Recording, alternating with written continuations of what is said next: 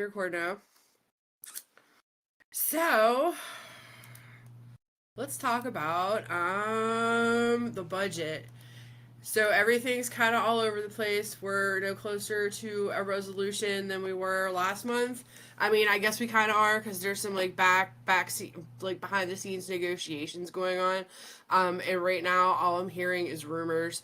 So there's that. If anybody has any information about the budget that they would like to share, please feel free to come off mute and do so. But I've heard all kinds of things. I've heard we're getting close. I've heard it could be after the first of the year. I know for sure it's contingent upon what's going to happen at the federal level, which we'll talk about here in a few. But again, if anybody has anything to share, please feel free to come off mute and do so. Okay, Lloyd doesn't have anything to share, so I think we're good. No, I still think it's the same holdup as it was last month. Public transportation continues to be an issue. I've been told again, heard things swirling around that the 20 million increase for counties is going to be okay. But then again, who knows? Because we'll just move straight into our next topic, which is 988.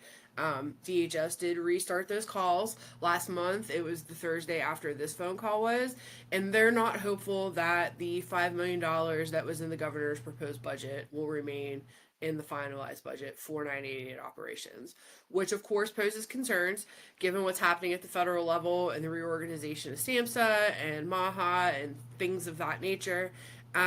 Because they relied on a lot of that federal money and the supplement from the governor's budget for call center operations.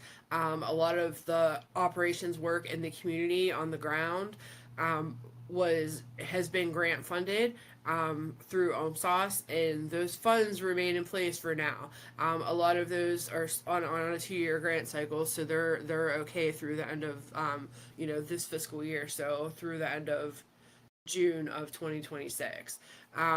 But the call center operations are going to continue to be a concern, especially this was something interesting that they told us during that phone call that text and chat operations are skyrocketing. 988 continually month over month continues to gain steam with more and more calls coming into the state of Pennsylvania. We're still at that rate at or slightly above that 90% call rate most of the time, meaning 90% of all phone calls to 988 are answered within the Commonwealth by one of 14 call centers. We're up to 14 now. But with influx of text and chat, that's posing a problem because most of that is going out of state. We only have, I believe, 3 right now call centers that are doing text and chat. That's the number that's sticking out of my head. However, the way text and chat works is you have to have different training to do the text and chat than you would if you're a normal phone operator. And you're also only allowed to do text and chat in the shift, and you can't alternate between calls and text to chat. Another problem that they're having with the text to chat is the calls seem to go a lot quicker. So people are calling 988, call is being resolved, 10, 15, 20 minutes, something like that. However, one of the things that our friends from Jefferson University talked about with the text and chat is some of those last a very long time. We're talking an hour plus. I know when I'm having a text conversation, I'm not a big phone talker because I talk a lot on the phone for work, so I'm more of a texter. And I know some of my text conversations could stretch over hours. That could have easily been a 10-minute phone call. But needless to say, the same things are happening not at the 988 call centers where these text conversations are taking a lot longer than the actual phone call.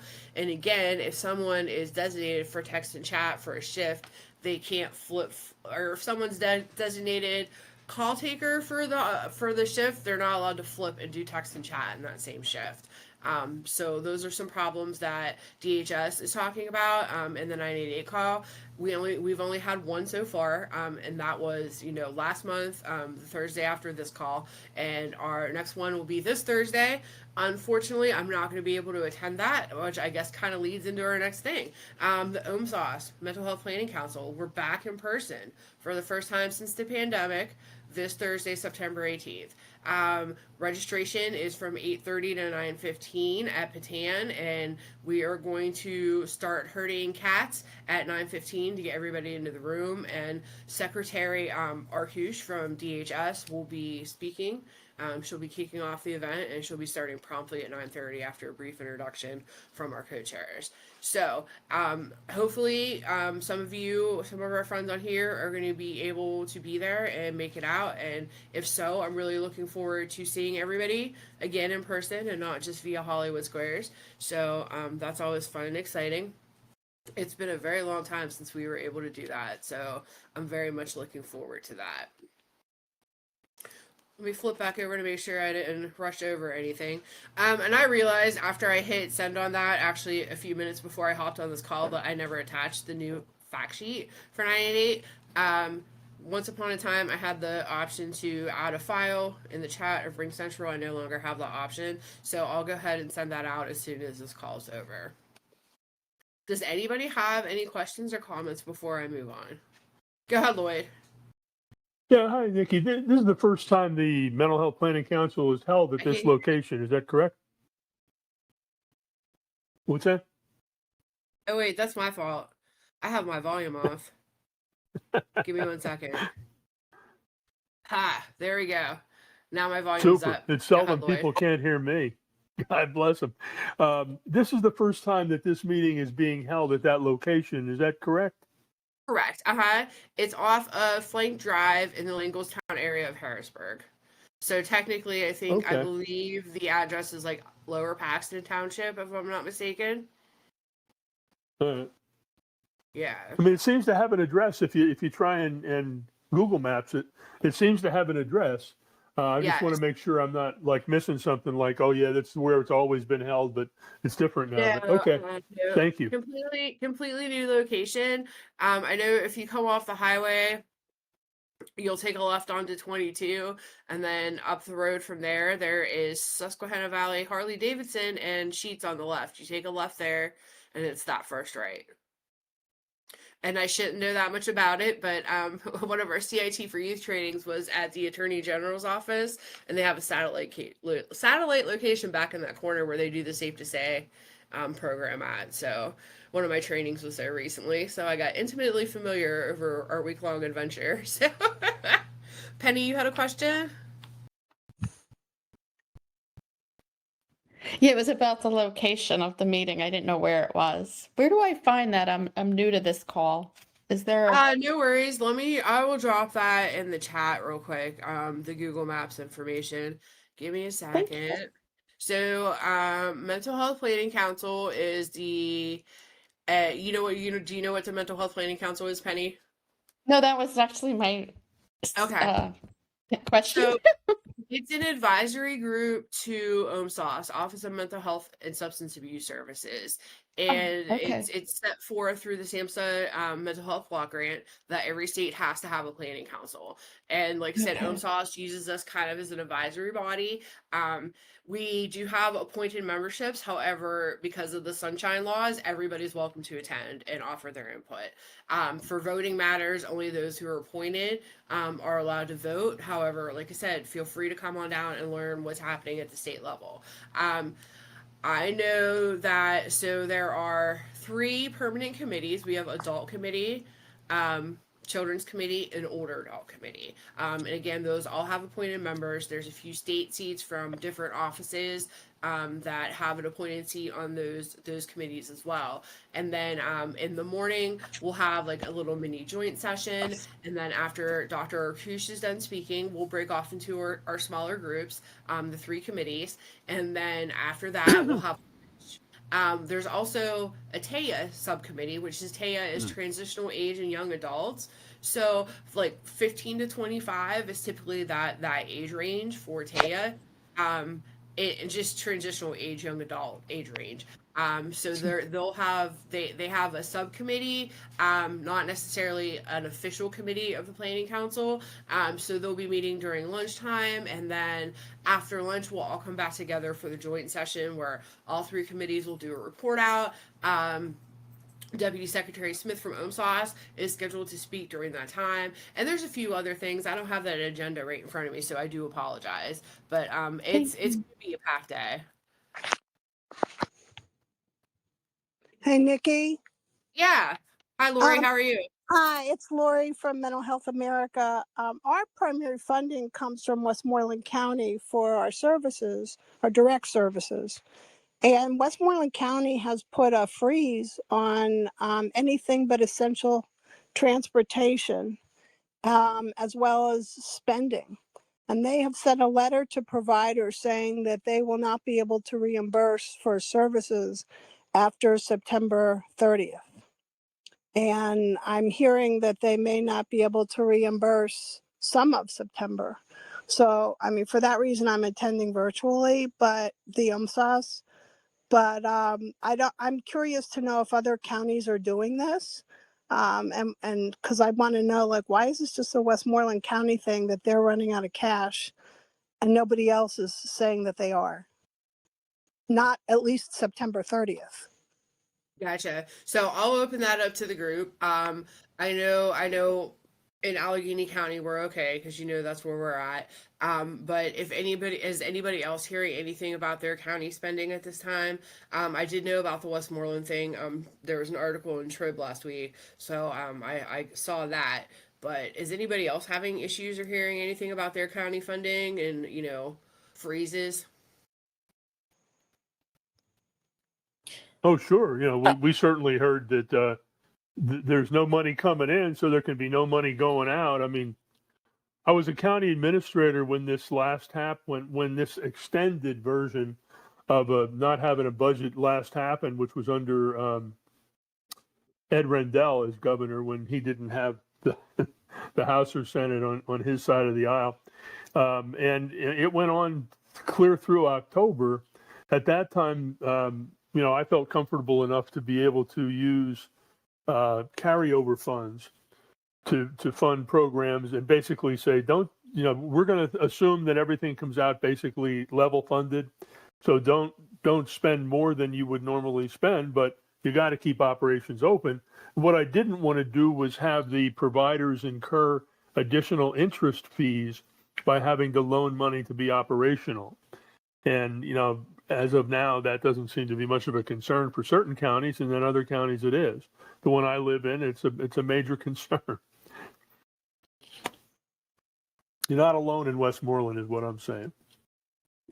I'm just going to echo what Lloyd said. I've been hearing from across the state that even if letters have not been sent out, that's a concern. If no budget is passed by September 30th, the legislators are well aware that is the date that it needs to be passed by. But unsurprisingly and unfortunately, there's not a ton of motivation as they continue to get paid as legislators. So I haven't heard anything specific on the budget movement besides backdoor meetings at this point. But I think that will continue, as Lloyd said, to be a larger thing that will come up moving forward if a budget isn't passed soon.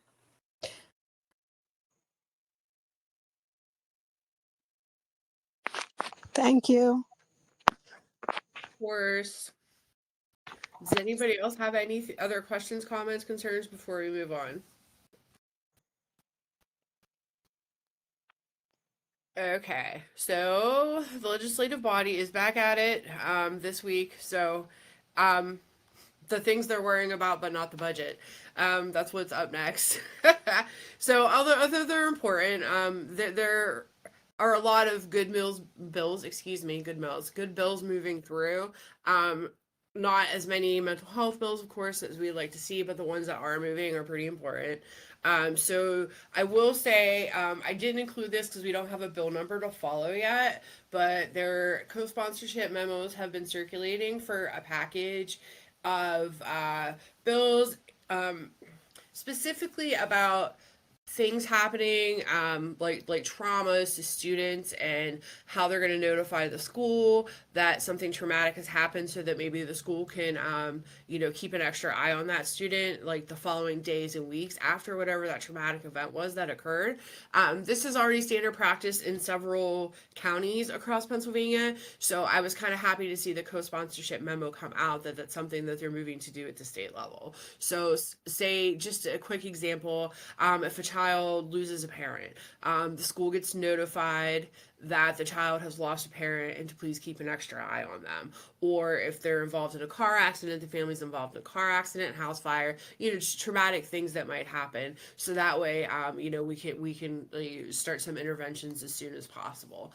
So again, that was a few co-sponsorship memos that were introduced. So I'll be keeping an eye out on that for those things that be officially introduced with an actual bill number. So recently introduced legislation, House Bill 415.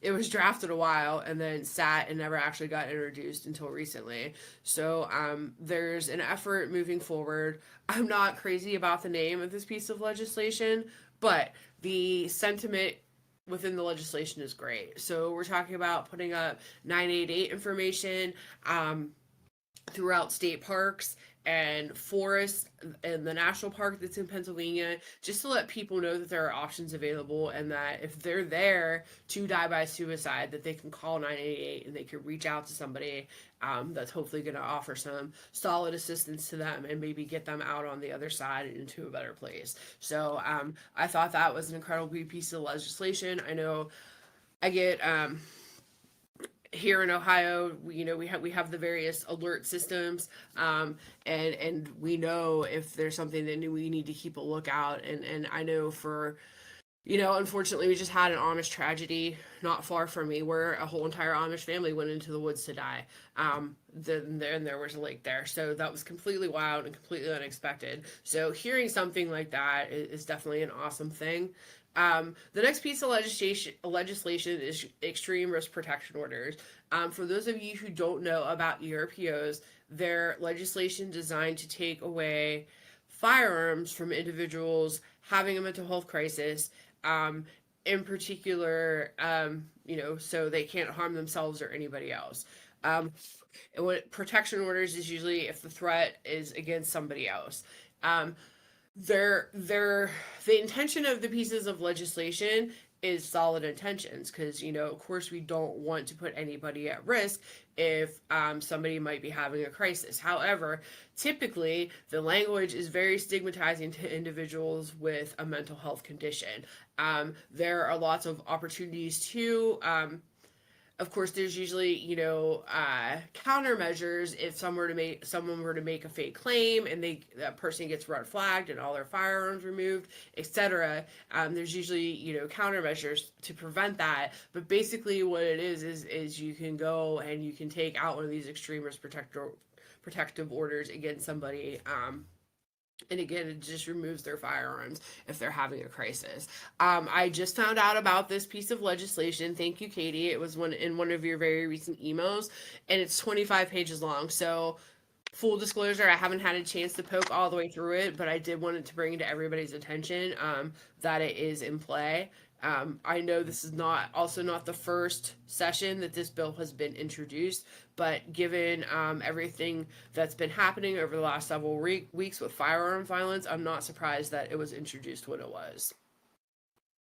The final bill I want to talk about is Senate Bill 955. I mentioned this when the co-sponsorship memo was introduced, that there is a license plate on the table that will fund specifically mental health funding. It hasn't been designed or anything like that, but the crux of it is that it will create a special fund for 988, and any money generated from those plate registrations will go to the 988 fund. And that's not the whole cost of the plate registration. I believe when the co-sponsorship memo was introduced, it was like $10 or something like that. So once more information becomes available, I'll be sure to let you guys know about that, because I know I would rock a 988 plate if Ohio had one available. So, Lloyd, you had your hand up?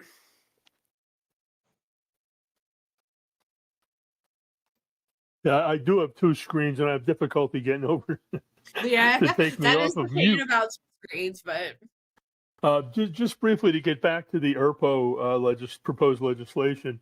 Um, I mean, it's incredible the ridiculousness that which this is approached by the gun lobby, saying, "Oh, well, they're just trying to limit gun." The fact is, if a person is qualified, there's an application placed, and if it's determined that the person is qualified under this act to to be eligible under the ERPO and has his guns removed, it only goes for 6 months. And if the person is better during that time, they get their guns back. Whereas if the same individual, and you don't have an ERPO, the same individual then gets 302'd, that's a lifetime exclusion for their guns. They're yes. never going to be a policeman. They're not going to be able to join the military. So those are just things that, I mean, it just doesn't seem to be picked up by the legislators that oppose it. And invariably, there are legislators who oppose it. I believe at least the initial one was proposed by a Republican legislator. I don't know who's behind this one. Is it still? Do you have any idea who the? It's Rep. O'Mara. She's Democrat. Oh, okay. Different than the last time, but yeah, I mean, there are good reasons that this should pass, and they would have a positive effect on both the community and the individual. But they can't be seen because of the individuals who simply can't see the forest for the trees from the gun lobby. Yeah.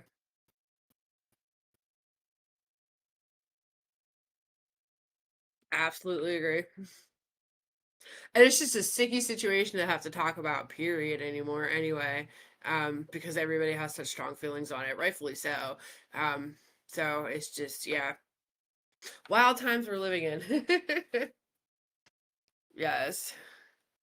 Anybody else have any questions, comments, or concerns before we move on? Okay, so the biggest federal update is September 30th deadline. We talked about the September 30th deadline in regards to the state budget. So we're oh gosh, sorry. It's been a long week already and it's only Tuesday afternoon. But the biggest deadline staring down the federal government is September 30th. So by September 30th, they'll either have to have had the 25-26 budget pass, or they'll have to shut down the government. Or they'll have to pass a continuing resolution. And at this point, nobody knows what's happening. We know for a fact that there's not going to be a budget passed by then.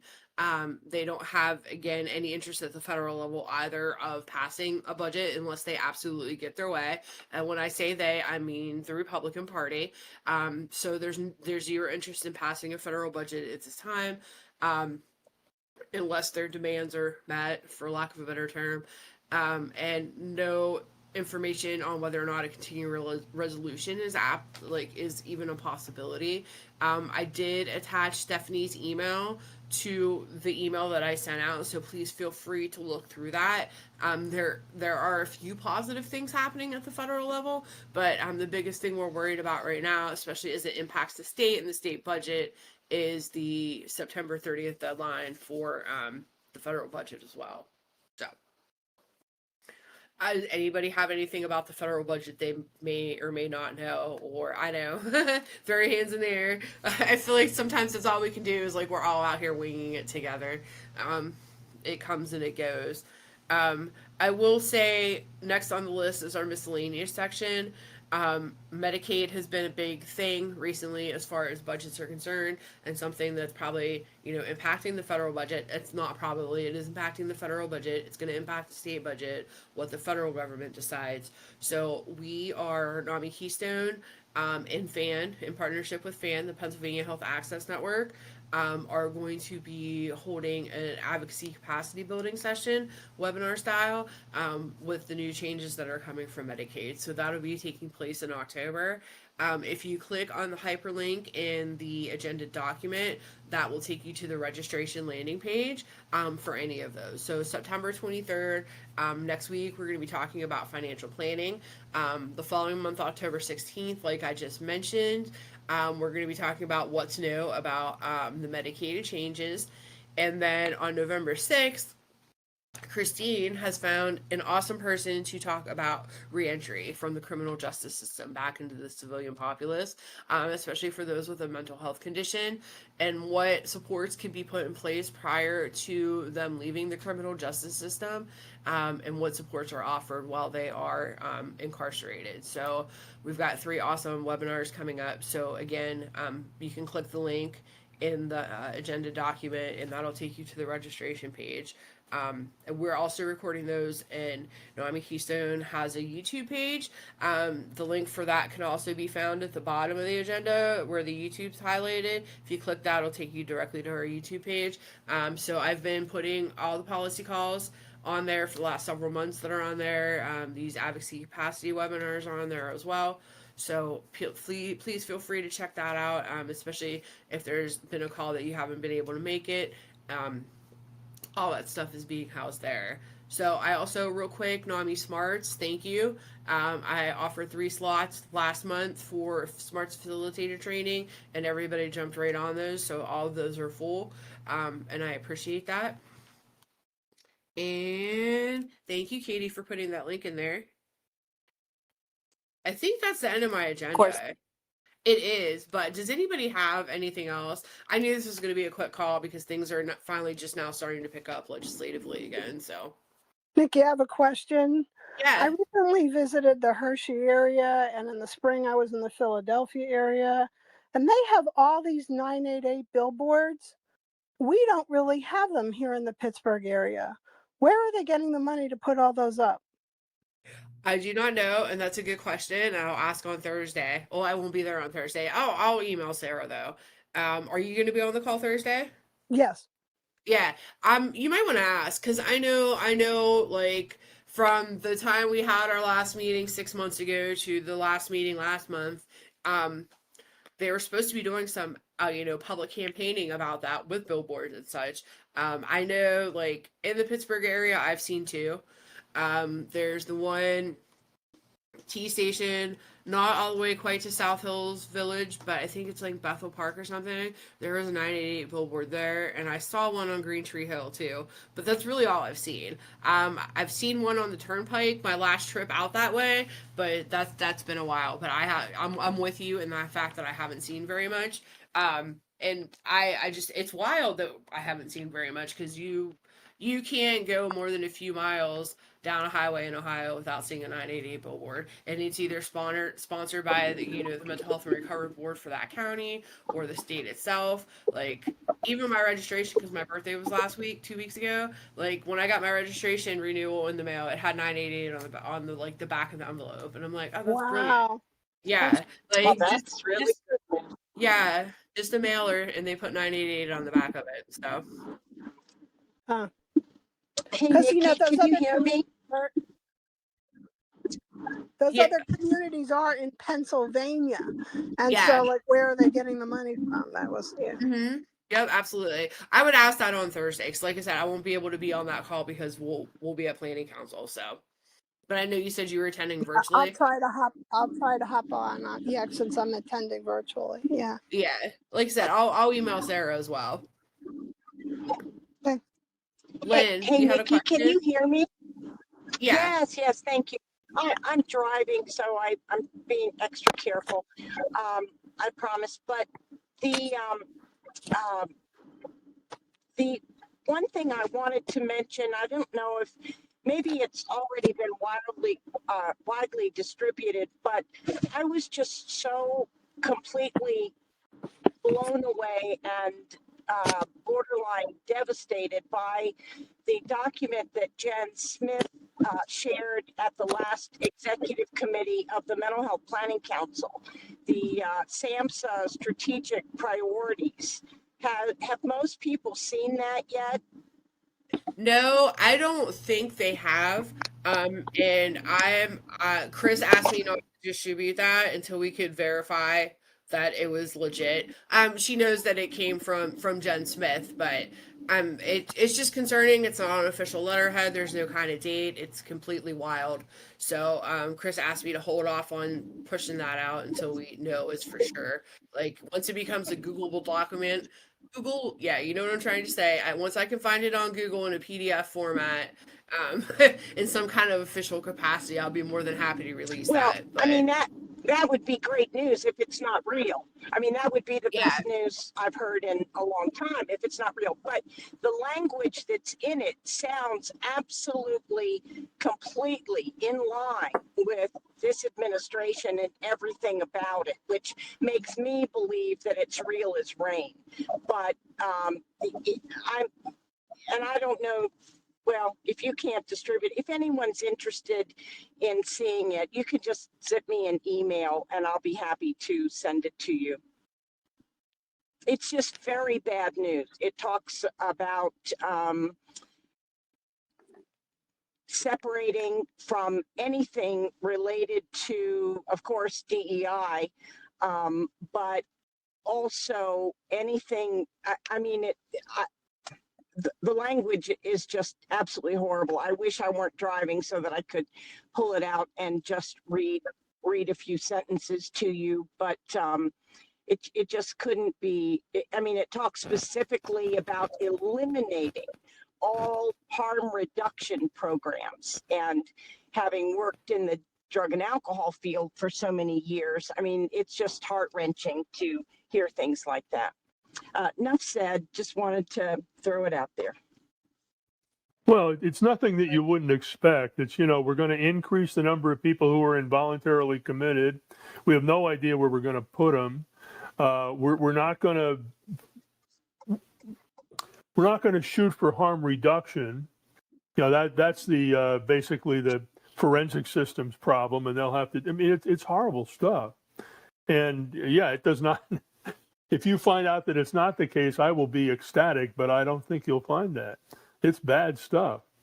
And that's what SAMHSA is going to be dedicating their limited funding toward.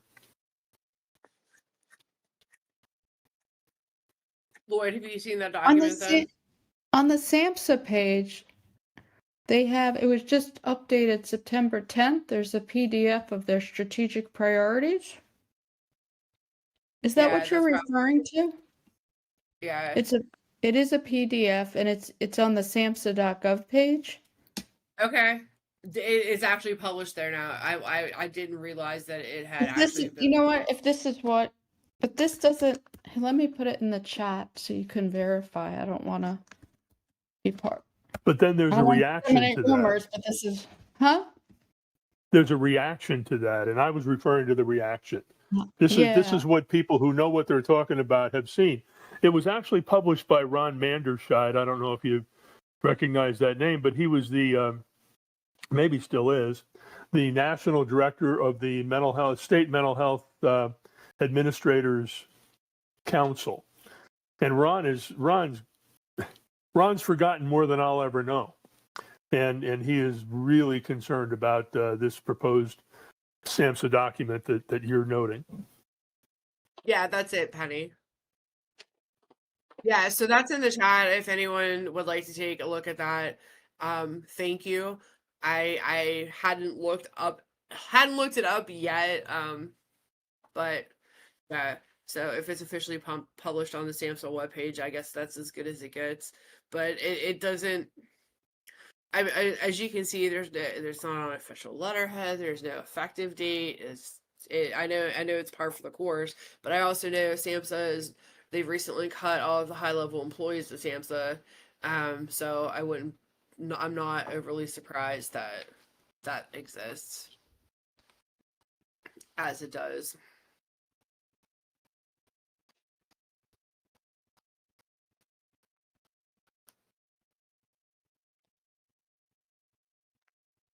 So I hate to end it on a sad note, but that's really all I have for today.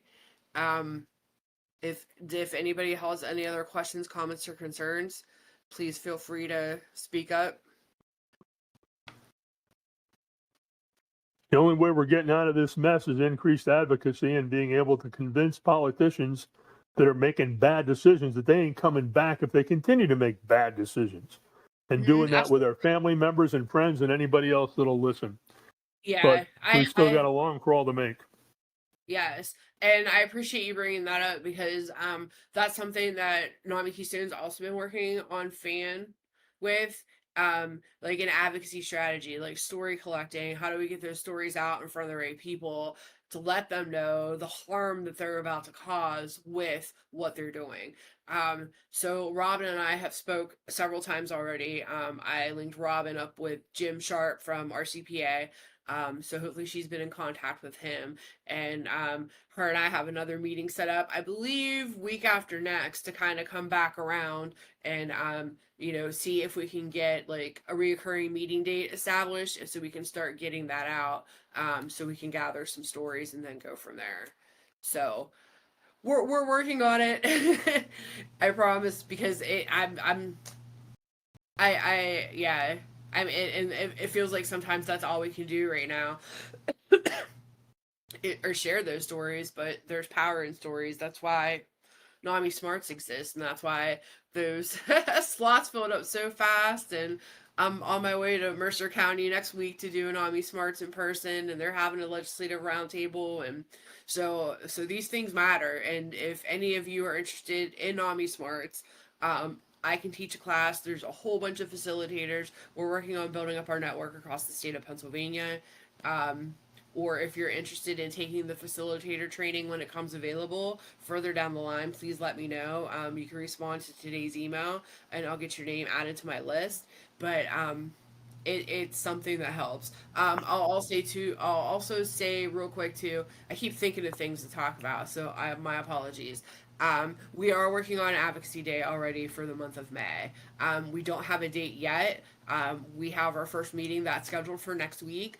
The planning committee that did the last one in May. So that was myself, some folks from PMHCA, some CSP individuals, and then there's 988 call center that serves Dauphin, Cumberland, and Perry counties.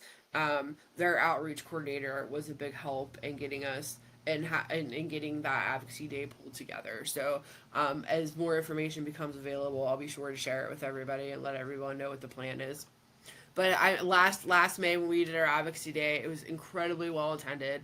We had a hell of a rally in the rotunda. Lots of great speakers, lots of attendance. So I was particularly impressed by that. And this is oddly wild, I guess, if you will. I got a phone call from an engineering firm in Washington D.C. Asking about the numbers of people that we had at Advocacy Day last year, because they noticed an abnormal phenomenon in their traffic study in and around the Capitol building that day. So I thought that was incredibly cool that between all the groups that were there that day, that we generated enough traffic to cause an abnormal phenomenon that was noticed by some random engineering firm in DC. Yeah, I mean, and I Googled this lady to make sure she was legit and she belonged to the firm that she said she did, and that firm does what they did before I called them back. But I thought that was very interesting. One of the most interesting phone calls I've ever gotten. So hopefully we can keep up that momentum and generate even more buzz for next year's. All right, now that's a positive note to end on. So if nobody has anything else for the greater good of the group, y'all have a great day, and we'll see you next month. Bye, everyone. Bye. Thank you, Nikki. You're welcome.